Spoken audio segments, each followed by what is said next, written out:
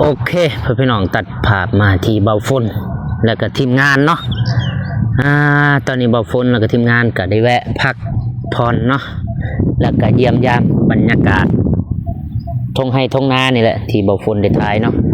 บาดเมืองเพิ่นเนาะพี่น้องเบาฝนแล้วก็ทีมงานก็ครั้งแรกเนาะที่ได้เดินทางมาแขวงสวรรณเขตเนาะตอนนี้ก็ข้ามแดนมาแขวงสวรรณเขตแล้วพี่น้องแต่บ่ทันฮอดเทศบาลแขวงเนาะเอากราบทักทายสบายดีเด้อสวัสดีพ่อพี่น้องเบิดทุกคนว่าอยู่ในและก็ต่างประเทศก็ยินดีต้อนรับเข้าสู่ช่องบ่าวฝนลาวไต่คือเก่าคือเดิมพี่น้องตอนนี้ก็บรรยากาศค่ำๆเนี่ยพี่น้องประมาณ 4-5 โมงตอนนี้บ่าวฝนก็อยู่ที่บ้านนาสะอาดแม่นบ่นาบ่แม่นนาอุดมเนาะพี่น้องบ้านนาอุดมแขวงสวรรณเขตเมืองสองคอนถือว่าขามมาแดนไปที่แคมป์ห้อยแล้วแต่เบาฝนอยู่นี่ฮอดจุดหมายปลายทางยังประมาณ100 ลักประมาณนี้แหละพี่น้องถือว่าบ่ไกลเนาะบ่เกินความพยายามบ่เกินความตั้งใจของทีมงานเฮาพี่น้องสิไกลสักใดก็ไปฮอดจอดถึงเนาะเพราะว่าทางเฮาตั้งใจไปเนาะพี่น้องบรรยากาศเป็นตะมวนเนาะบ้านเพิ่นตรงไห้ตรงนาบ้านเฮาเห็นแต่ภูแต่พานะพี่น้องนี่ก็ฮอดเป็นฮอดเทศบาลแดนแบ่งสวรรณเขตแบ่งเมืองมีน้ำหนักเนาะ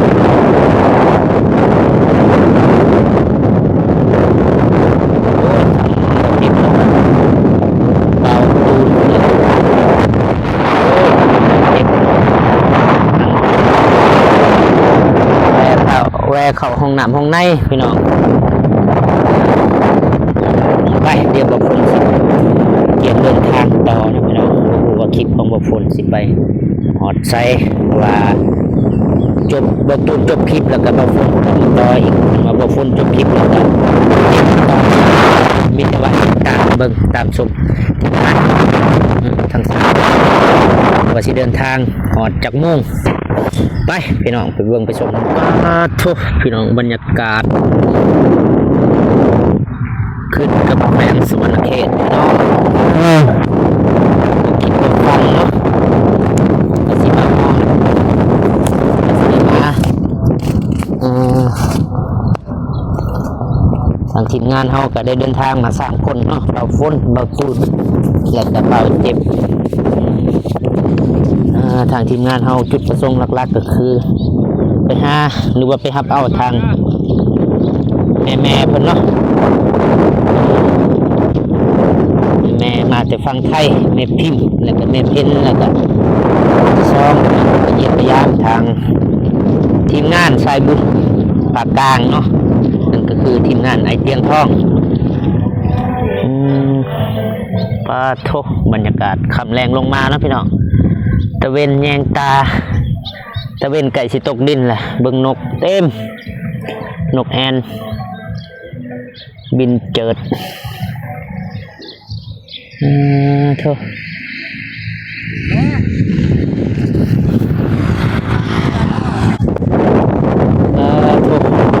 ลมแห้งเนาะพี่น้องคลิปนี้ถือว่าลมแห้งบ่ฮู้ว่าได้ยินหรือบ่ลมแห้งนี่เนาะก็โถจักกกอีหยังเพิ่นเอิ้นนี่กกดอกจานบ่ครับกกมะขามเนาะบ่เจ็บว่าเอ้ากกหยังนี่บ่ได้ฮู้ต้นจานบ่กกดอกจานบ่เบาฝนก็บ่มั่นใจเนาะหรือว่ากกอีหยังนี่แหละท้องไร่ท้องนาเพิ่นเนาะกว้างสุดลูกหูลูกตาเลยพี่น้องเอ้ยแต่ว่าทางภาคใต้ลาวเฮาทางบ้านเบาฝนเองเนาะก็สิบ่เห็นแบบนี้มีแต่ภูพามาบังเนาะบังตาสิบ่เห็นแบบยาวเหยียดพุ่นละแต่ว่าอันนี้แนมไปใส่ก็ไปพี่น้องเดินทางต่อบัดสบายดีเด้อสบายดีหมดตุนครับเนาะสบายดีบ่เจ็บนกน้ำน้องมันนี่ ขออนุญาตถ่ายรูปก่อน เดิน ถ่ายเอาก่อนสิออกเดินทางต่อเนาะพี่น้อง มาเด้อมาเจ็บมาเด้ออยากเด้อ ว่าละอยาก อยากถ่ายรูปมาเด้อ ไม่อันนั้นเลยโอ้ย สบายดีเด้อเมื่อกี้มันนบน้ำเมื่อกี้เนาะเอามา เอาสองหนุ่มเพิ่นมีแต่คนรอ กันเลยนะครับข้างหลังยืนใส่นี่เลยนานเลยเห็นเลย ๆไปเนาะทีมงานเขาก็จะถ่ายเอาไว้ทีระลึกว่าครั้งหนึงเขาเคยมาสวรรณเขต โอเค หรือว่าบ้านอุดที่ยังบ้านนาอุดมเนาะพี่น้อง บ้านนาอุดม ไหน อยู่นาอุดม เนาะ ข้างๆนะเด้อ ก็ได้เห็นคลิปนี้ FC อยู่นาอุดม มีอยู่ แฟน บ้างติ๊กต็อกโอ้ย FC อยู่นาอุดมเนาะบ้านนาอุดม เอ้าคือกลายไปวัดนาอุดม เมืองซองคอนแขวงสวรรณเขตเนาะพี่น้อง แมน ไปเดินทางต่อบัดนี้พี่น้อง เบิ่งเพียงก่อน เพราะว่าแต่นี่ก็หอดจุดหมายปลายทางกับประมาณอยู่100 กว่าหลักประมาณนี้แหละพี่น้องมีแต่ว่าทางทีมงานเฮาก็สิเดินทางต่อ แมน สองหนุ่มเพิ่นนำหน้า อันเป็นเขารับหมด ประตูรองรับมันบัด1 2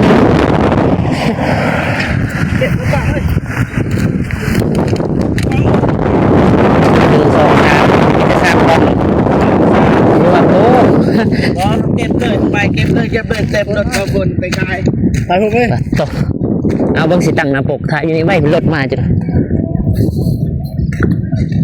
เบิ่งที่ไหนเลยรถทางนั้น เที่ยง ไปหมดเลยแล้วเลย ไปเดินทางไปเอาไว้นี่อยู่บ้าน นา นา อุ อุ ด ด ม มโอ้ยนาอุดมเนี่ยเอาวะ เอาบ้านวังแพง เอ้าคือมันติดกันเนาะบ้านนาวังแคนทางนี้ แม่นไป ไปพูดแม่นะ1 กิโลเมตรวัดเสียงลมอ่านด้วยเพื่อนบ้านบ้านซองก็ติดทางเนาะเพื่อนเนาะติดทาง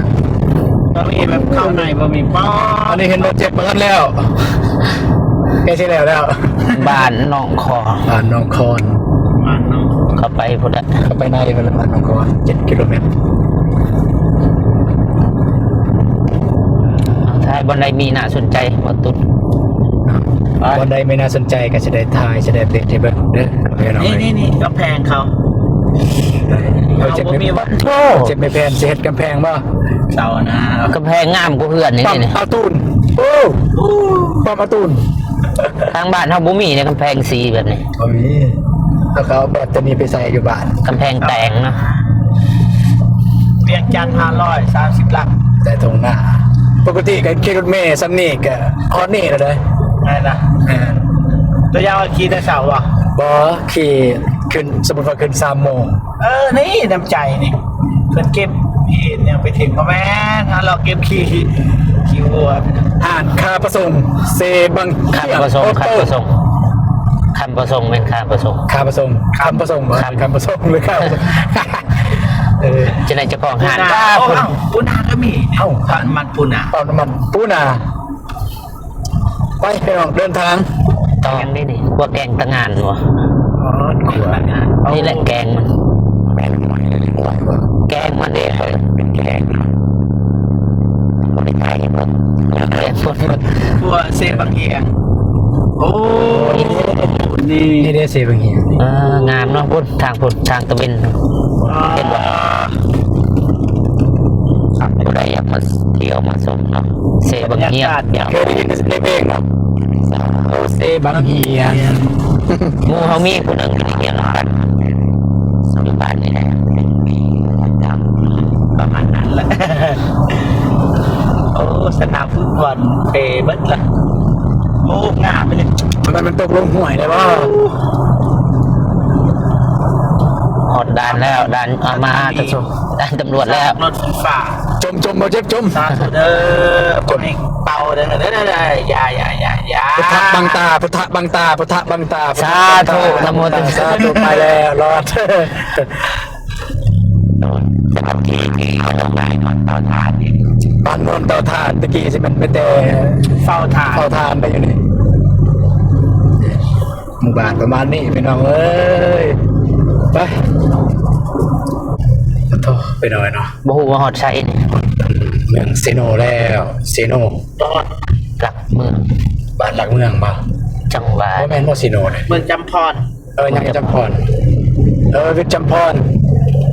วิทย์จำพรฮอดเซโปนเซโนสวรรค์แม่นละอะไรเมืองจำพร ช่องไหนอันนี้ยูเซโน อันนี้เฮาเนาะ เดี๋ยว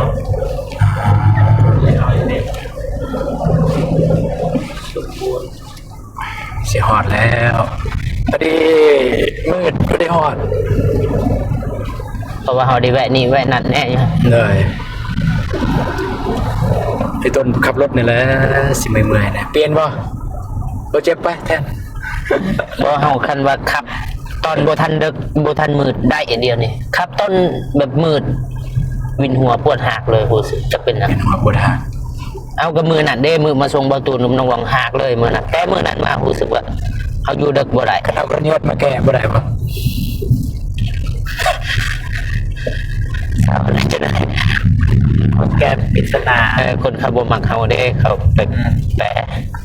ฮักคือสิบ่ฮู้ดอกหลายคนก็ได้ หลายคนอยู่โอ้แต่บ้านเฮานั่นแหละ เขาถามไม่ใช่ถามแปลว่าบ้านเฮาก็บ่อยากฮู้ปานใด ยาแล้วนี่หาเนี่ยเฮานี่ หาปิ้งเป็ด เป็ด แพนต้ากายได้บ่ได้แม่สาม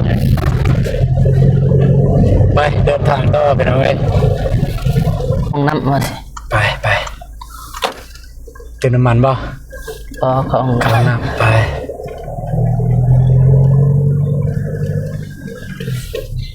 สะอาดสะอาดเนาะ ปังให้พนักงานโดยเฉพาะเด้ บนจอดรถคนพิการ เป็นอย่างสิบ่สะอาด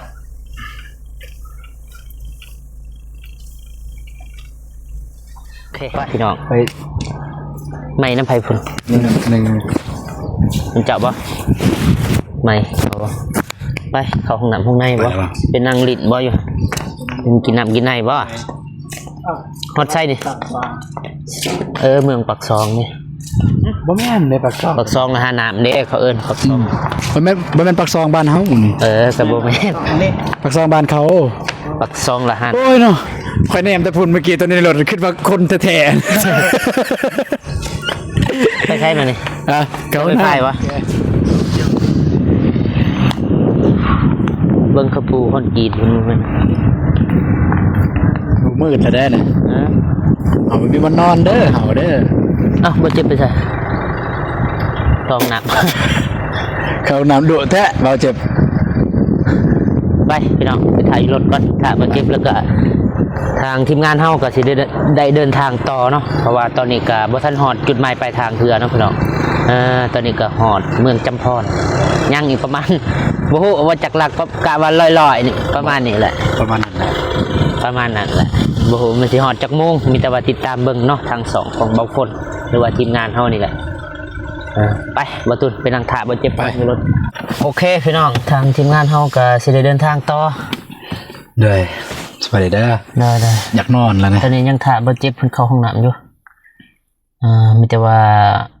สิได้เดินทางและบนใดที่มีความสนใจแล้วก็ทางบ่ฝนก็สิถ่ายสิอัปเดตให้ FC เบิ่งเนาะแล้วก็บ่ฮู้ว่ามันสิฮอดพุ่นจักโมงพี่น้องมีแต่ว่าติดตามเบิ่งทีมงานเฮาต่อไปทางวัดพูดมาเจ็บขึ้นรถแล้วพี่น้องโทษไปบ่ตุน พาน้องบองสิบอกว่า ใช่ เฮาฮอ แม่ ด น นี่ ว่าน้องบอก สิบอกว่าเฮาฮอดนี่แล้ว มาหาไปบ่พุดขายเวียกบ่จัก ส่งหูแม่นหยังโอ้อยู่ห้องน้ำเข้าห้องน้ำเยอะ โดยไปพี่น้อง ไปเดินทาง 3-4ฮอดพุ่นนะพี่น้องไป เด้อถ่ายคลิปบ่ เด้อถ่ายคลิปเด้อคุยน้ำผู้ใดเนาะ น้ำไอ้ที่ โอ้นั้นมันเป็นเนาะ สบายดีได้เด้อ นี่มาฮอดจะโทรหาเด้อค่ะเด้อ เด้อ ค่อยๆไปค่อยมาทางมันยากแล้วแหละมันบ่ได้คือมันอยู่คนเดิมมันยากประมาณนั้น แหวห้องยา โดยโดยเด้อ โดย โอเคเดี๋ยวออนไซด์เลยชี้แจง มาหอดเลยสู้หาให้ โดย โดย โอเคขอบใจหลายๆโดย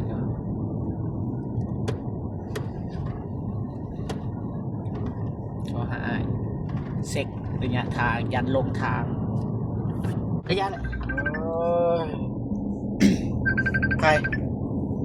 กูเด้อ ชุบที่เลิกโทรมาฮัลโหลมาจะเด้อมาจังได้กินเสียงอยู่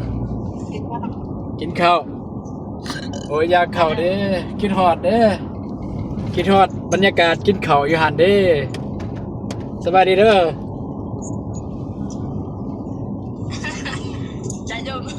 จ่ายม โอเคโอเคยังเดี๋ยวจักหน้อยฮอดที่พักฮอดเรือนไอเตียงเดี๋ยวจะโทรหาเด้อจะโทรกลับเด้อตอนนี้กำลังขี่รถอยู่ยินบ่ ฮอดใจเนี่ย โอ้ยบ่ฮู้ว่าฮอดใส่พวกอายบ่ฮู้เลยนี่ จากบ้านยัง บ้านนาแก บ้านนาแก่ปะบ้านนาแก่ฮู้บ่ อย่าถาม มาจับคนไปจับคน สุดรอ3 คนสวัสดีกองเด้อถ่ายคลิปอยู่เด้อถ่ายคลิปอยู่เด้อ เปิดตัวอันนั้นบอกว่าเปิดตัวหนึ่ง โดยสบายดีเด้อ เปิดตัว3 ขีดอยู่เทิง ตัวนี้วะ ปิดโอเค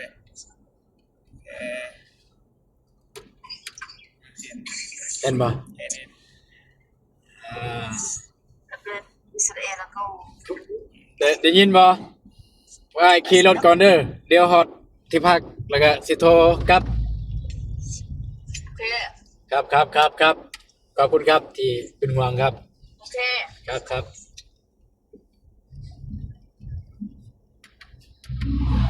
ไปต่อน้องเนาะวันนี้เนาะ ไปใช้ตูนบัดนี้หอดเซโนเลย ฮักซิโนวะ แม่น ก็ แวะหานนี่บ่ คิดว่าแวะไปซื้อกระเซาบ่เพิ่น แม่นกระเซา ซื้อกระเซาให้ไอเตียง ไป เนื่องในโอกาสปีใหม่นะ เด้อ เพิ่นนะ เด้อ ซื้อจากกระตาหนึง เด้อไป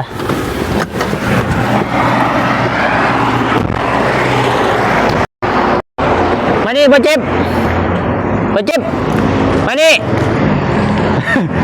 ไปยืนย่างฝุ่นอยู่นี่ก็มีขาย ไปเลือด โอ้เลื่อนเองเลยบ่ เลือดเอง โอ้ มัด ขากกันเลยเนาะบ้านเพิ่นเนาะสบายดีเด้อแบบระบบเลื่อนเองเลย ถ่ายคลิป เอาเวียนมาได้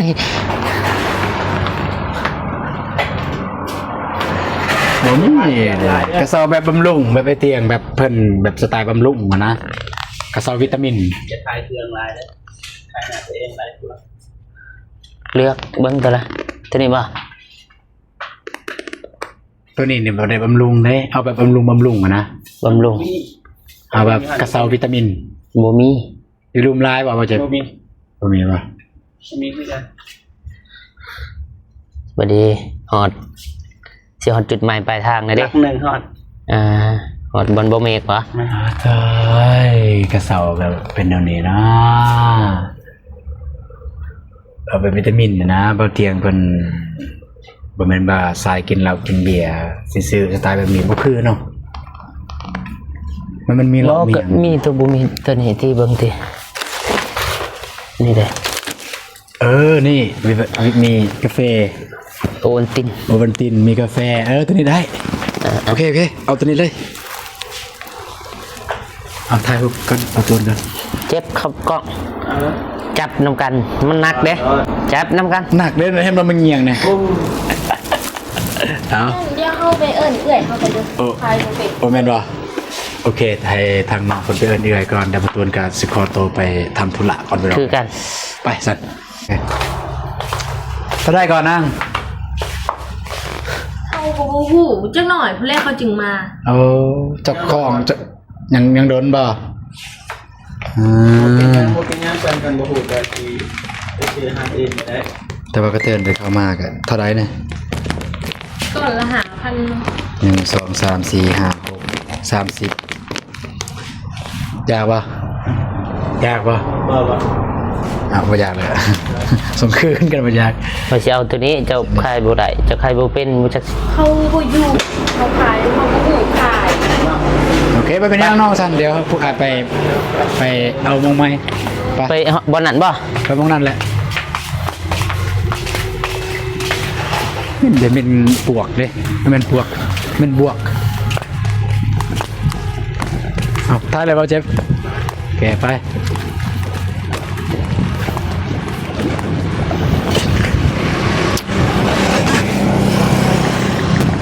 อย่าเด้ อย่า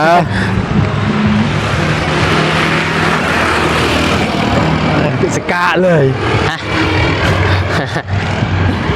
เสียงเพลงเด้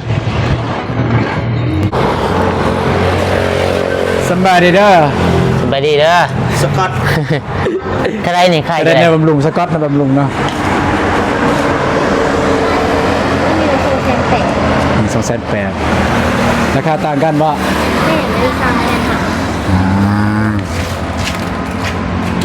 เอาแบบนั้นซะ แบบนี้บ่ เลยต้องมีกาแฟมีกาแฟ นี่ต้องมีโอตินี่ มีตัวมีโอเวนตินนะ นี่ นี่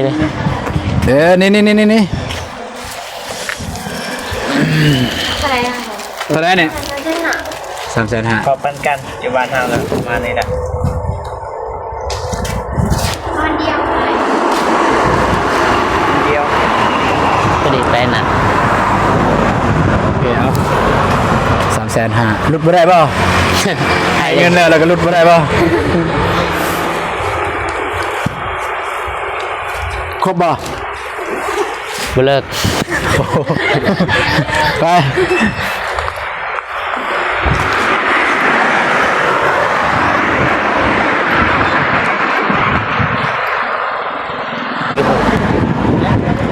รถ